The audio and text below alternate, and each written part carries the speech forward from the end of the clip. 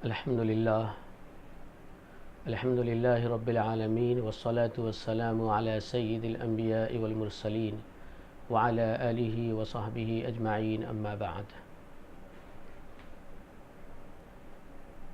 محترم ناظرین، بھائی اور بہنوں، رمضان المبارک کا یہ مقدس ترین مہینہ جو مسلمانوں کے لیے اپنے ساتھ اللہ کی رحمتیں اور برکتیں لے کر آتا ہے، ایک مسلمان ہونے کے ناطے ہر مسلمان کے لیے خوشی، مسرت اور شادمانی کا موقع فراہم کرتا ہے۔ اللہ تبارک و تعالی نے مسلمانوں کی بخشش اور مغفرت کا ایک بہترین ذریعہ عنایت فرمایا ہے۔ مسلمانوں کی ذمہ داری ہوتی ہے کہ اس سے استفادہ کریں اور اللہ اور اس کے رسول کے بیان کردہ ہدایات کے مطابق اس مہینے کو گزار کر اللہ تبارک و تعالی کا قرب حاصل کریں۔ رمضان مبارک اور مقدس مہینہ ہے، اور اس کی مناسبت سے اللہ تبارک و تعالی نے جو اعمال مسلمانوں کو اس مہینے میں کرنے کے لیے دیے ہیں، ان میں سب سے اہم عبادت اور سب سے اہم عمل روزہ ہے، اور دوسری مناسبت جو اس مہینے کو ہے وہ قرآن مجید کے نزول سے ہے، اور تیسری مناسبت اس مہینے کو تراویح سے ہے۔ اس مہینے کے اخیر عشرے میں، جس عشرے کے سلسلے میں نبی علیہ الصلاۃ نے ارشاد فرمایا کہ تیسرا عشرہ جہنم سے خلاصی کا ہے، ایک بڑا عمل جو حضور صلی اللہ علیہ وسلم سے ثابت ہے وہ اعتکاف کا ہے۔ یہ بڑی عجیب اور عظیم نسبت ہے۔ اس اخیر عشرے میں رسول اللہ صلی اللہ علیہ وسلم نے مسلسل پوری زندگی اعتکاف فرمایا ہے، اور روایتوں میں آتا ہے کہ جب آپ صلی اللہ علیہ وسلم ایک مرتبہ کسی سفر پر تھے اور آپ نے اس مرتبہ رمضان کے اخیر عشرے کا اعتکاف نہیں فرمایا، تو جب دوسرا سال آیا تو آپ نے 20 دن اعتکاف فرمایا۔ یہ اعتکاف در حقیقت انسان کے لیے بڑی سعادت کی چیز ہے، اور انسان اعتکاف کے ذریعے گویا یہ ثابت کرتا ہے کہ وہ دنیا میں دنیاوی ضرورتوں سے، دنیاوی جھمیلوں سے، دنیاوی الجھنوں سے الگ ہو کر، ایک سو ہو کر، ایک طرف ہو کر رب تعالیٰ کے دربار پر آ جاتا ہے، مسجد کے کسی کونے میں بیٹھ جاتا ہے، اپنے بزنس کو چھوڑ کر، اپنی تجارت کو چھوڑ کر، اپنے معاملات کو چھوڑ کر، اپنے تعلقات اور مراسم کو تیغ کر اللہ کے حضور حاضر ہو کر، اللہ کے سامنے رو کر، گر گرا کر، مغفرت کی بھیک مانگ کر اللہ کو منانے کی کوشش کرتا ہے۔ اور ظاہر ہے کہ جب انسان اس کوشش میں کامیاب ہو جاتا ہے تو ایک طرف وہ یہ ثابت کر دیتا ہے کہ وہ اللہ کا بندہ ہے، عاجز ہے، درمادہ ہے، اور دوسری طرف یہ بھی تسلیم کر لیتا ہے کہ اس کا رب جہاں قہار ہے وہاں غفار بھی ہے، ستار بھی ہے، اور پھر اللہ تبارک و تعالیٰ کی طرف سے یہ اطمینان حاصل کر لیتا ہے کہ اللہ نے اسے اپنی رحمت میں جگہ دے دیا ہے، اور اس کی مغفرت کا اللہ تبارک و تعالیٰ فرشتوں کے سامنے اعلان بھی فرما دیتا ہے۔ تاریخ کا مطالعہ کرنے سے پتہ چلتا ہے کہ اسلام کے نور کے عالم میں پھیلنے سے پہلے اور قبل اس سے کہ نبی علیہ الصلاۃ والسلام کو نبوت اور رسالت کا تاج پہنایا جائے، آپ علیہ الصلاۃ والسلام جب نبی نہیں بنائے گئے تھے اس وقت بھی رب کا قرب حاصل کرنے کے جو طریقے دنیا میں رائج تھے، ان میں ایک طریقہ یہ بھی تھا کہ لوگ اپنوں سے الگ ہو کر جنگل کا رخ کرتے تھے اور کسی وادی میں چلے جاتے تھے، کوئی کٹیا بنا لیتے تھے، کسی پہاڑ کے غار میں چلے جاتے تھے اور سب سے الگ تھلگ ہو کر ایک مقام کو مضبوطی کے ساتھ پکڑ لیتے تھے اور وہاں خدا کو یاد کرنے میں شب و روز مصروف ہو جاتے تھے۔ نبی علیہ الصلاۃ والسلام کے بارے میں آتا ہے کہ آپ علیہ الصلاۃ والسلام نے بھی نبوت ملنے سے پہلے ایک سوئی اختیار کی تھی اور غار حرا میں آپ جایا کرتے تھے اور مسلسل کئی مہینے تک آپ وہاں رب تعالیٰ کو یاد کرتے تھے، ذکر و فکر میں لگے رہتے تھے، رب کی تسبیح و تقدیس بیان کرتے تھے، آپ کی عظمت کے گن گاتے تھے اور خدا کو یاد کرتے تھے۔ اس طرح سے ایک وقت آیا جب آپ کی روحانیت اس قدر پرواز کر گئی اور ترقی کر گئی کہ اب آپ پر اللہ تبارک و تعالیٰ نے قرآن مجید کا نزول کا سلسلہ شروع کر دیا، اور پھر اللہ کے فرشتوں میں سے جلیل القدر فرشتہ حضرت جبریل امین علیہ الصلاۃ والسلام سورہ اقرا کی ابتدائی آیتیں لے کر نازل ہوئے اور یوں آپ پر وحی کے نزول کا سلسلہ شروع ہوا۔ یہ در حقیقت آپ کی طرف سے اعتکاف ہی تھا، چونکہ اعتکاف کا لغوی معنی آتا ہے لبس، یعنی ٹھہرنا کے یا کسی چیز کو مضبوطی کے ساتھ پکڑنے کا اور اس پر قائم رہنے کا۔ آپ صلی اللہ علیہ وسلم نے مضبوطی کے ساتھ، استحکام کے ساتھ، پابندی کے ساتھ مسلسل یہ معمول بنا لیا تھا کہ آپ غار حرا میں آتے تھے اور کئی روز تک مسلسل وہاں قیام فرماتے تھے۔ تو یہ حقیقت میں اعتکاف کی ایک ابتدائی صورت تھی جس کو آپ صلی اللہ علیہ وسلم نے اختیار فرمایا، اور پھر اس کے بعد حضرت عائشہ صدیقہ رضی اللہ تعالی عنہا روایت کرتی ہیں کہ کان النبی صلی اللہ علیہ وسلم یعتکف العشر الاواخر من رمضان حتی توفاہ اللہ ثم اعتکف ازواجہ من بعدہ، کہ آپ صلی اللہ علیہ وسلم کا معمول تھا کہ رمضان کے اخیر عشرے میں زندگی بھر آپ اعتکاف کرتے رہے یہاں تک کہ آپ دنیا سے پردہ فرما گئے۔ پھر اس کے بعد آپ کی ازواج کا یہ معمول مسلسل بن گیا کہ وہ اپنے حجروں میں اعتکاف کیا کرتی تھی۔ اسی طرح سے حضرت انس رضی اللہ تعالی عنہ سے روایت ہے، وہ فرماتے ہیں کہ کان النبی صلی اللہ علیہ وسلم یعتکف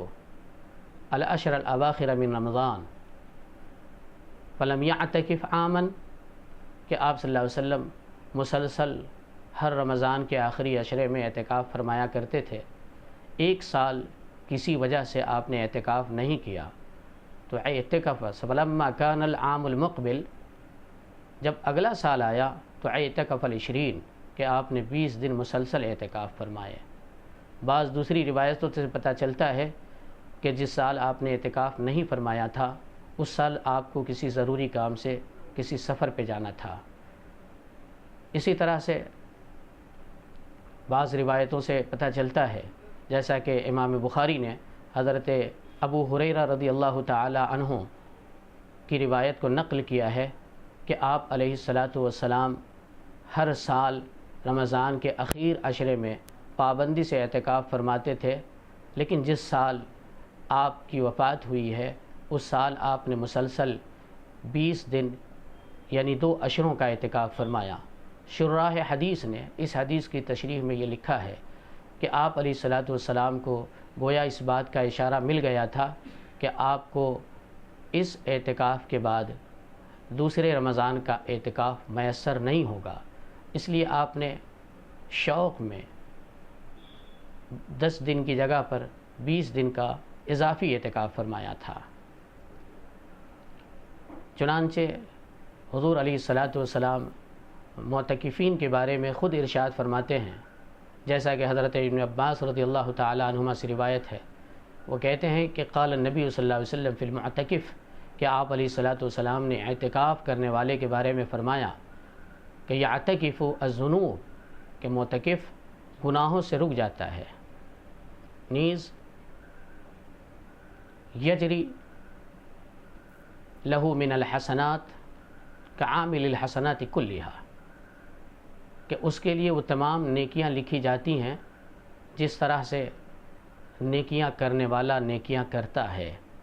حالانکہ یہ شخص اعتکاف کرنے کی وجہ سے ان نیکیوں کو کرنے سے قاصر رہتا ہے۔ تو ایک معتکف کے لیے یہ بہت بڑی فضیلت کا مقام ہے اور بڑی مسرت اور خوشی کا موقع ہے کہ نبی علیہ الصلوۃ والسلام نے ارشاد فرما دیا اس کے بارے میں کہ وہ شخص اگر اعتکاف میں نہ ہوتا اور بہت سے نیک کام اور نیک اعمال وہ کرتا، مثلا وہ غریبوں کے لیے محنت کرتا، درد مندوں سے ہمدردی کرتا، مریضوں کی عیادت کرتا، اور کوئی مر جاتا تو اس کے جنازے میں شرکت کرتا، بیوی بچے کے نفقے کے لیے تودع کرتا، کسی غریب کی مدد کرتا، کسی محتاج کے کام آتا، اس طرح کے وہ اعمال جو اعتکاف کرنے کی وجہ سے وہ نہیں کر پاتا ہے، اللہ کے نبی علیہ الصلوۃ والسلام ارشاد فرماتے ہیں کہ اس شخص کو ان سارے اعمال کا ثواب ملے گا۔ اور دوسرا بڑا فائدہ معتکف کو یہ ملتا ہے کہ وہ گناہوں سے بچ جاتا ہے، چونکہ ایک انسان جو معتکف نہیں ہوتا اور مسجد میں نہیں ہوتا، وہ مسجد سے باہر ہوتا ہے، وہ گھر میں ہوتا ہے، محلے میں ہوتا ہے، بازار میں ہوتا ہے، شہر گھومتا ہے، اور پھر مختلف قسم کے گناہوں میں مبتلا ہوتا رہتا ہے۔ اس طرح سے اس کے نامہ اعمال سیاہ ہوتے رہتے ہیں۔ جب وہ اعتکاف کی نیت سے مسجد میں گوشہ نشینی کو اختیار کر لیتا ہے تو ان سارے گناہوں سے وہ اپنے آپ کو محفوظ کر لیتا ہے۔ نبی علیہ الصلوۃ والسلام کے الفاظ ہے کہ المعتکف یعتکف الذنوب، معتکف گناہوں سے بچ جاتا ہے، رک جاتا ہے۔ ایک فائدہ یہ ہوا کہ وہ گناہوں سے بچ جاتا ہے، دوسرا فائدہ یہ ہوا کہ جو نیکی کے مواقع ہوتے ہیں کہ ان لوگوں کو میسر آتے ہیں جو معتکف نہیں ہوتے۔ اعتکاف کی وجہ سے معتکف ان مواقع سے فائدہ نہیں اٹھا سکتا۔ اللہ کے نبی نے فرمایا کہ اس میں کسی حسرت کی ضرورت نہیں ہے، رب تعالیٰ اسے ثواب عطا فرمائے گا۔ اور جو اعتکاف نہ کرنے کی حالت میں نیک اعمال یہ کر سکتا تھا، اعتکاف کرنے کی وجہ سے اگر یہ نہیں کر پا رہا ہے تو اللہ تعالیٰ اس کے نامہ اعمال میں فرشتوں کو وہ سارے اعمال لکھنے کا حکم ارشاد فرماتا ہے۔ بعض حضرات محدثین نے اس کا یہ مفہوم لکھا ہے کہ معتکف جب اعتکاف کی حالت میں ہوتا ہے تو دوسرے وہ حضرات جو اعتکاف کی حالت میں نہیں ہیں اور دنیا میں نیک اعمال کیا جا رہا ہے، ان سارے اعمال کو اللہ تبارک و تعالی اس کے حق میں بھی لکھ دیتا ہے۔ تو اندازہ کیا جا سکتا ہے کہ یہ کتنا اونچا مقام رکھتا ہے اور کتنا فضیلت والا عمل ہے کہ ایک آدمی معتکف ہے، مسجد کے کونے میں بیٹھا ہوا ہے،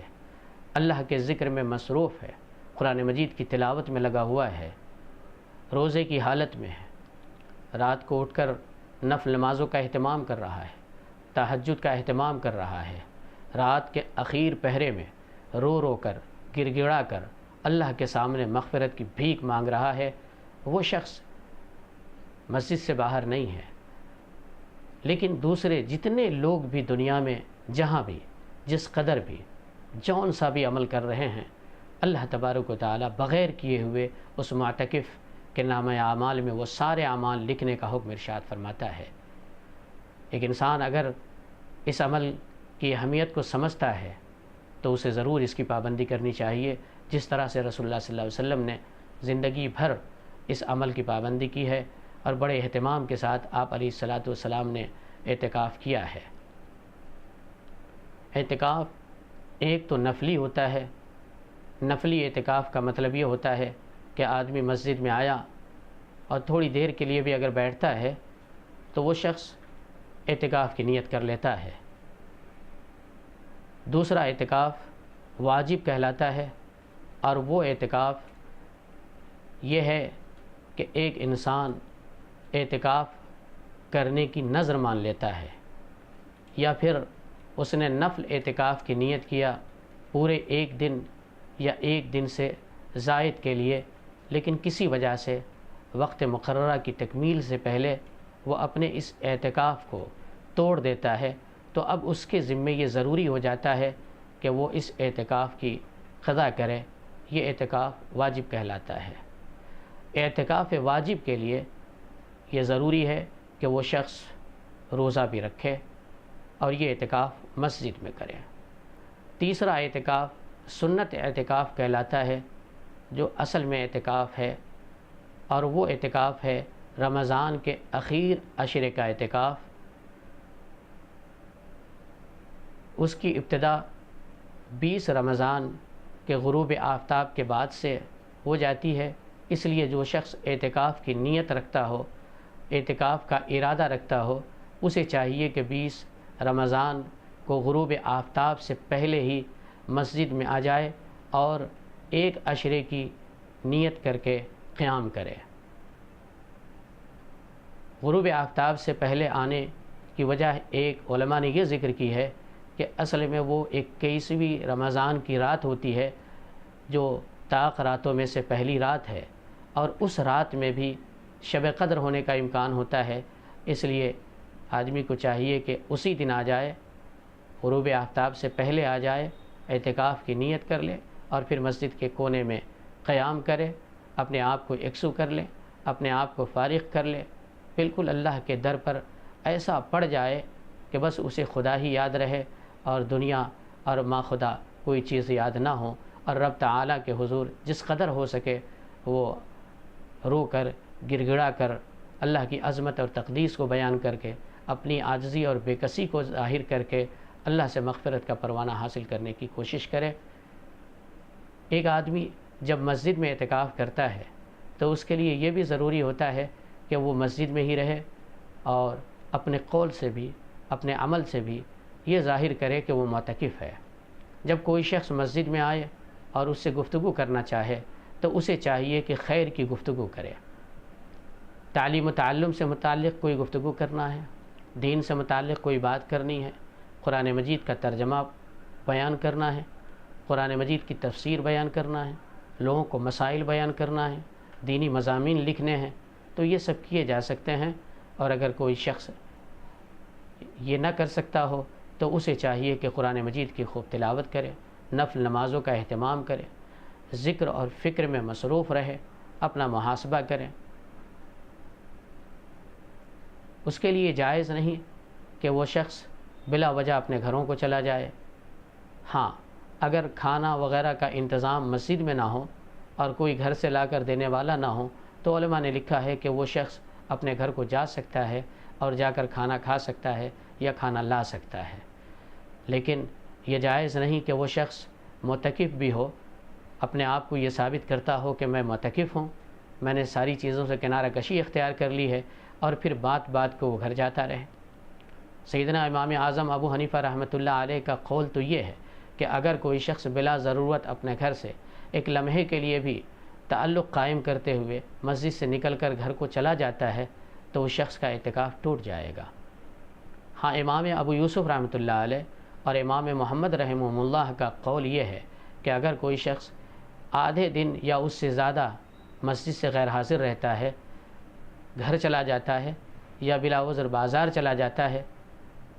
تو پھر اس کا اعتکاف ٹوٹ جائے گا، لیکن اگر تھوڑی دیر کے لیے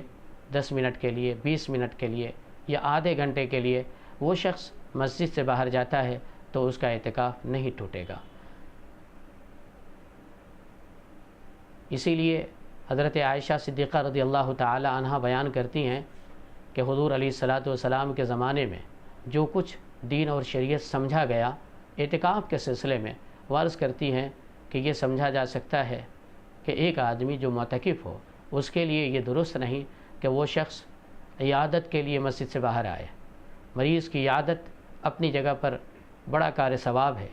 لیکن اعتکاف کی وجہ سے ایک معتکف کے لیے یہ درست نہیں کہ وہ مریض کی عیادت کے لیے مسجد سے باہر آ جائے۔ اسی طرح سے کسی کے جنازے کی نماز میں شرکت کرنے کے لیے بھی اس کا مسجد سے باہر آنا یہ درست نہیں ہے۔ اس کے لیے یہ درست نہیں کہ وہ شخص اپنی بیوی بچوں سے ملاقات کرنے کے لیے گھر سے باہر آ جائے، گھر کا سودا سلف لانے کے لیے مسجد سے باہر آ جائے۔ اس کے لیے درست نہیں کہ وہ اپنی بیوی اور بچوں سے محبت کے اظہار کے لیے مسجد سے باہر آ جائے۔ ایک معتکف کے لیے جائز نہیں کہ وہ شخص مسجد سے باہر آئے اور اپنی بیوی سے بوس و کنار کرے، معانقہ کرے۔ اس کے لیے جائز نہیں کہ وہ اپنی بیوی سے جنسی تعلقات قائم کریں۔ اس کے لیے جائز نہیں کہ کسی میت کو غسل دینے کے لیے وہ مسجد سے باہر آ جائے۔ اعتکاف کو محفوظ رکھنا اور اس کی سلامتی کو یقینی بنانا ایک معتکف کے لیے ضروری ہے، جبھی اس کا اعتکاف کہلائے گا اور جبھی اسے اعتکاف کا فائدہ ہوگا۔ ورنہ اگر آدمی اعتکاف کرتا ہے اور پھر اعتکاف کی شرطوں کا لحاظ نہیں رکھتا، اصول اور ضوابط کو توڑ دیتا ہے، تو پھر بظاہر وہ اعتکاف تو ہے، اس کی نظر میں اعتکاف ہے، دیکھنے والوں کی نظر میں اعتکاف ہے، لوگوں کی نظروں میں اعتکاف ہے، لیکن اللہ کی نظر میں وہ اعتکاف نہیں ہے۔ تو اعتکاف ایسا رکھا جائے جیسا رسول اللہ صلی اللہ علیہ وسلم نے رکھا ہے۔ حضور صلی اللہ علیہ وسلم کا تو معمول یہ تھا کہ حضرت عائشہ نقل کرتی ہیں کہ اعتکاف تو اخیر عشرے میں ہوتا تھا، رمضان شروع ہوتا تھا، اسی وقت آپ اپنے آپ کو اپنی ازواج سے الگ کر لیتے تھے، کنارہ کش ہو جاتے تھے، اپنی کمر پر ازار کو سخت باندھ لیتے تھے، جس سے کنایا ہے اس بات سے کہ وہ ازواج مطہرات سے قریب بھی نہیں ہوتے تھے۔ تو ایک معتکف کے لیے کم سے کم یہ ضروری ہے کہ اعتکاف کی حالت میں اپنے آپ کو اپنی بیوی سے بھی دور رکھے، اپنے بچوں سے بھی دور رکھے، لوگوں سے بھی دور رکھے۔ اعتکاف کرنے والے کے لیے جائز نہیں کہ مسجد میں آ کر کوئی شخص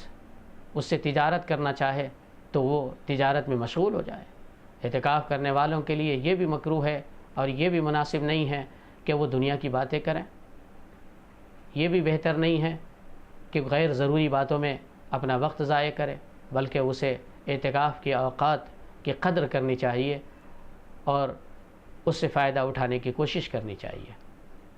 اعتکاف حقیقت میں رمضان سے جڑا ہوا ایک ایسا مخصوص عمل ہے کہ اگر آدمی دوسرے مہینوں میں اعتکاف کرنا چاہے اور رمضان کی برکتوں کو حاصل کرنا چاہے تو حاصل نہیں کر سکتا۔ آپ اندازہ کیجئے کہ رسول اللہ صلی اللہ علیہ وسلم نے جو غار حرا میں مسلسل گویا اعتکاف فرمایا تھا اور جس کے نتیجے میں آپ صلی اللہ علیہ وسلم کی روحانیت کو ترقی ملی تھی، ایک مومن پورے رمضان میں اور رمضان کے پہلے 2 عشروں میں کوشش کرتا ہے روزے کے ذریعے، تراویح کے ذریعے، قرآن مجید کی تلاوت کے ذریعے، ذکر کے ذریعے، خیر و خیرات کے ذریعے، صدقات کے ذریعے، زکوٰۃ کے ذریعے اللہ کا قرب حاصل کرنے کی۔ ایک مومن جہاں کوشش کرتا ہے ان تمام اعمال کے ذریعے اللہ کی رضا کو حاصل کرنے کے لیے، وہیں ایک انسان جب اخیر عشرہ شروع ہوتا ہے تو رب تعالیٰ کا مزید قرب حاصل کرنے کے لیے اور ملأ اعلیٰ سے اپنے تعلقات کو مضبوط اور مستحکم کرنے کے لیے اعتکاف کرتا ہے۔ آپ علیہ الصلاۃ والسلام نے غار حرا میں اعتکاف فرمایا، جس کا حاصل یہ ہوا کہ آپ کی روحانیت کو ترقی ملی۔ تو اسی طرح سے ایک مومن اگر اپنی روحانیت کو ترقی دینا چاہتا ہے، اپنی نفسانی خواہشات پر کنٹرول کرنے کے ساتھ ساتھ اس پر غلبہ حاصل کرنا چاہتا ہے اور اپنی قوت روحانیت کو مضبوط کرنا چاہتا ہے، اپنے اندر تقویٰ کی صفات کو پیدا کرنا چاہتا ہے،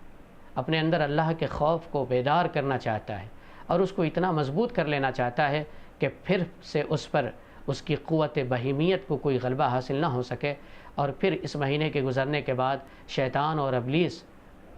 اسے بھٹکا نہ سکے، اسے نقصان نہ پہنچا سکے، تو یہ ضروری ہو جاتا ہے کہ وہ شخص رمضان کے مہینوں میں دوسری عبادتوں کے اہتمام کرنے کے ساتھ ساتھ اعتکاف کا بھی اہتمام کریں اور اعتکاف کی بھی پابندی کرے۔ رسول اللہ صلی اللہ علیہ وسلم کا یہ عمل گو کہ سنت ہے، لیکن یہ ضروری ہے کہ پورے گاؤں کے اندر کوئی ایک شخص ایسا ہو جو کسی ایک مسجد کے اندر اعتکاف کی نیت سے اخیر عشرے کا قیام ضرور کریں۔ یہ سنت علی الکفایہ ہے کہ اگر پوری قوم میں سے، گاؤں والوں میں سے ایک شخص بھی مسجد کے اندر اعتکاف کر لیتا ہے تو تمام لوگوں کی طرف سے اعتکاف نہ کرنے کا گناہ ختم ہو جاتا ہے البتہ اعتکاف کرنے کا ثواب صرف اسی شخص کو ملے گا جس نے اعتکاف کیا ہے۔ ایک مسئلہ اس سلسلے میں یہ ذہن میں رکھنا چاہیے کہ آج کل ایک گاؤں کے اندر کئی مسجدیں ہوتی ہیں، ایک شہر کے اندر کئی مسجدیں ہوتی ہیں، تو اگر کسی ایک مسجد میں بھی کسی ایک نے اعتکاف کر لیا تو تمام شہر کے لوگوں اور گاؤں کے تمام لوگوں سے اعتکاف نہ کرنے کا گناہ ختم ہو جائے گا۔ چونکہ نبی علیہ الصلاۃ والسلام جس دور میں اعتکاف کیا کرتے تھے مسجد نبوی میں، اس دور میں مدینہ کے اندر متعدد مسجدیں تھیں، لیکن روایتوں میں صرف آپ کی مسجد میں اعتکاف کا ذکر ملتا ہے، جہاں آپ بھی اعتکاف فرماتے تھے، آپ کے ساتھ کچھ ازواج مطہرات بھی اعتکاف کیا کرتی تھیں۔ دوسرا مسئلہ یہ ذہن میں رکھنا چاہیے کہ مرد حضرات اعتکاف کریں گے تو وہ مسجد کے اندر کریں گے۔ سنت اعتکاف کے لیے مسجد کا ہونا ضروری ہے، اور مسجد ایسی ہونی چاہیے کہ جس کے اندر جماعت کے ساتھ 5 وقتہ نماز ہوتی ہو۔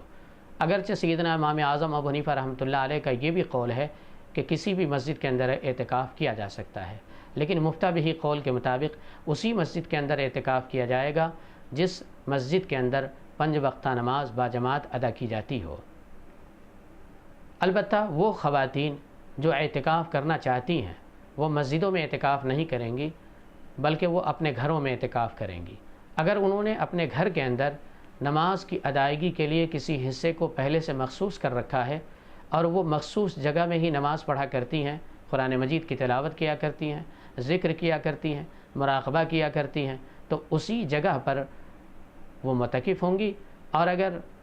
کسی نے اپنے گھر کے اندر ایسی کسی جگہ کو مخصوص نہیں کر رکھا ہے نماز وغیرہ کے لیے، تو انہیں چاہیے کہ جب اعتکاف کرنا ہے رمضان کے اخیر عشرے میں تو کسی ایک جگہ کو مخصوص کر لیں اور وہ وہیں بیٹھی رہیں، وہیں قیام کریں، وہیں نیند آئے تو سو جائیں، وہیں نماز پڑھیں، وہیں قرآن کی تلاوت کریں، وہیں ذکر کریں۔ ان کے لیے بات درست نہیں کہ بلا وجہ وہ اپنی اس مخصوص جگہ سے نکل کر اپنے گھر آنگن میں گھومتی پھریں، یا یہ بھی درست نہیں کہ وہ اپنے گھر سے باہر جا کر پڑوسی کے گھر چلی جائیں یا بازار کو چلی جائیں یا سودا سلف لانے چلی جائیں۔ ان کے لیے ان کا مخصوص کیا ہوا گھر کا یہ کونا مسجد کے درجے میں ہے۔ جس طرح سے مرد حضرات کے لیے مسجد سے نکلنا بلا ضرورت درست نہیں، اسی طرح سے خاتون کے لیے اپنے گھر کے اس کونے اور گوشے سے نکلنا بلا ضرورت درست نہیں۔ مرد کے لیے ضروری ہے کہ جس وقت وہ اعتکاف کرنا چاہتا ہے اور اعتکاف کی نیت سے مسجد آ رہا ہے وہ پاک صاف ہو اور جنابت سے پاک ہو۔ اسی طرح سے خواتین کے لیے ضروری ہے کہ ان کے حیض یا نفاس کے ایام نہ چل رہے ہوں۔ ایک معتکف جب مسجد کے اندر اعتکاف کرتا ہے اور اگر وہ خاتون ہے اور اپنے گھر کے کسی گوشے میں اعتکاف کرتی ہے تو اسے لایانی باتوں سے پرہیز کرنا چاہیے، گریز کرنا چاہیے۔ اگر کوئی غیر بالغ لڑکا یا لڑکی جو باشعور ہو وہ اعتکاف کرنا چاہیں تو وہ بھی اعتکاف کر سکتے ہیں۔ لڑکی ہے تو انہیں گھر کے کسی کونے میں اعتکاف کرنا ہے، اور اگر لڑکا ہے تو اسی مسجد میں اعتکاف کرنا ہے۔ اعتکاف یہ در حقیقت اللہ کا قرب حاصل کرنے کا بہت بڑھیا اور بہت بڑا ذریعہ ہے۔ یہ بہترین ذریعہ ہے جس سے انسان اللہ کا قرب حاصل کر سکتا ہے۔ ہمارے زمانے میں قابل افسوس صورتحال یہ ہے کہ جو عشرہ اعتکاف کا ہے، جو عشرہ دوزخ سے نجات کا ہے، وہ عشرہ مسلمانوں نے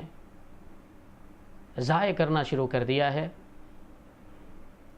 مسلمانوں کو جس عشرے پر خصوصی توجہ دینی چاہیے تھی اور جس عشرے میں مسلمانوں کی توجہ عبادت و ریاضت پر ہونی چاہیے تھی، اس عشرے میں مسلمانوں نے اپنی توجہ کو دنیا کے حصول پر مبذول کر دیا ہے۔ ایک تاجر کو دیکھا جاتا ہے کہ وہ اس عشرے میں زیادہ محنت کرتا ہے اس بات پر کہ کس طرح سے اس کی تجارت کو فروغ حاصل ہو۔ وہ اس کوشش میں ہوتا ہے کہ وہ اپنی تجارت کے ذریعے سے 10 دن کے اندر 6 مہینے یا سال بھر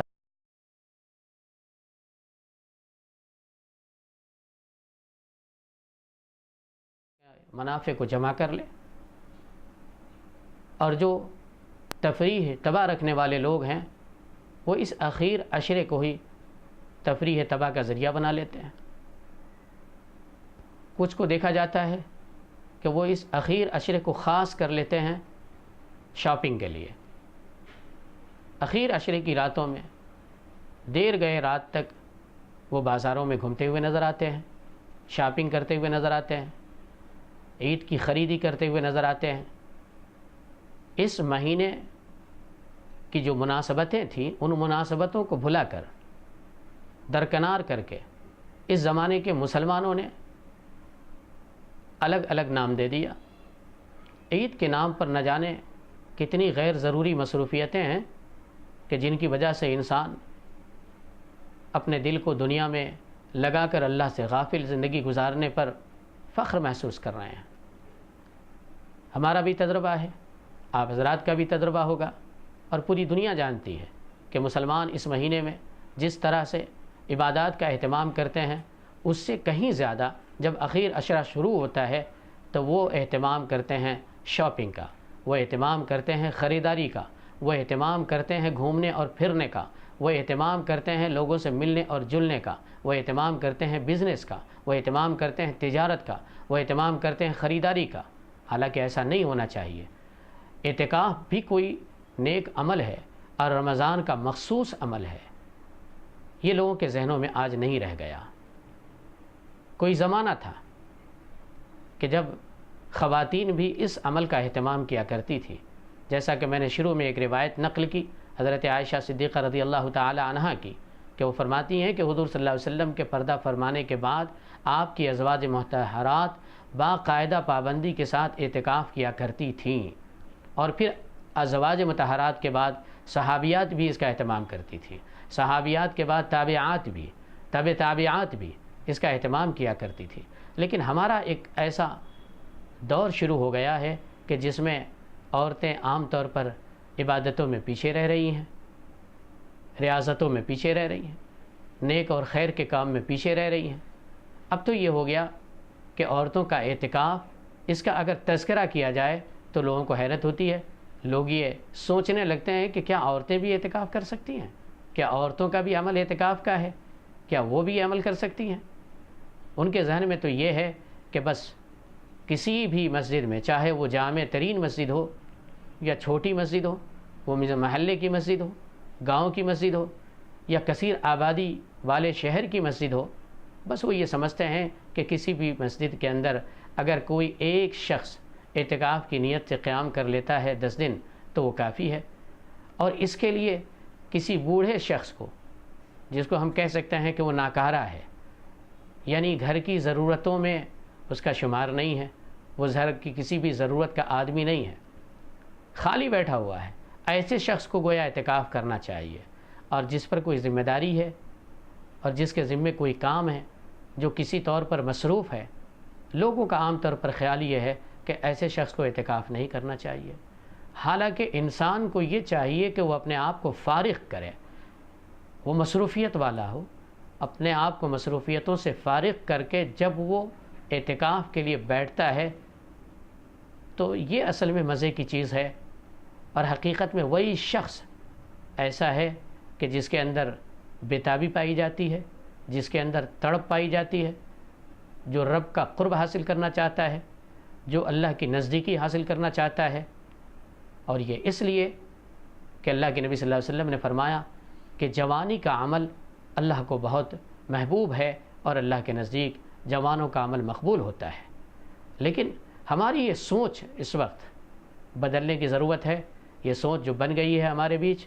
مسلمانوں کے بیچ، کہ جوان مصروف آدمی اپنے آپ کو اعتکاف کے لیے فارغ نہیں کرتا، بس یہ سمجھنے لگے ہیں کہ اعتکاف تو بوڑھوں کا عمل ہے، اس کو بدلنا چاہیے۔ یہ اعتکاف بوڑھوں کا عمل نہیں، یہ اعتکاف ناکارہ لوگوں کا نہیں، یہ اعتکاف غیر مصروف لوگوں کا نہیں، بلکہ تمام ہی لوگوں کے لیے ہے۔ اور یہ اس لیے ضروری ہے کہ ہم میں کا ہر شخص اس بات کا محتاج ہے، اس بات کا ضرورت مند ہے کہ وہ اللہ کا قرب حاصل کریں، اللہ کی نزدیکی حاصل کریں اور اپنے آپ کو گناہوں سے محفوظ رکھیں، اخیر عشرے کو کامیابی کے ساتھ گزاریں، اور پھر اس گارنٹی کو حاصل کر سکیں اس عشرے کے اختتام پر کہ وہ اللہ کا محبوب ترین بندہ بن چکا ہے، اور اللہ تبارک و تعالی نے اس کی مغفرت کا گویا اعلان کر دیا ہے۔ اللہ تبارک و تعالی سے ہم اور آپ دعا کریں کہ اللہ تعالی ہمیں بھی آپ کو بھی، مسلم نوجوانوں کو بھی، بوڑھوں کو بھی اور خواتین کو بھی، باشعور نوجوان بچوں کو بھی اعتکاف کا اہتمام کرنے کی توفیق نصیب فرمائے، رمضان کی رحمتیں اور برکتوں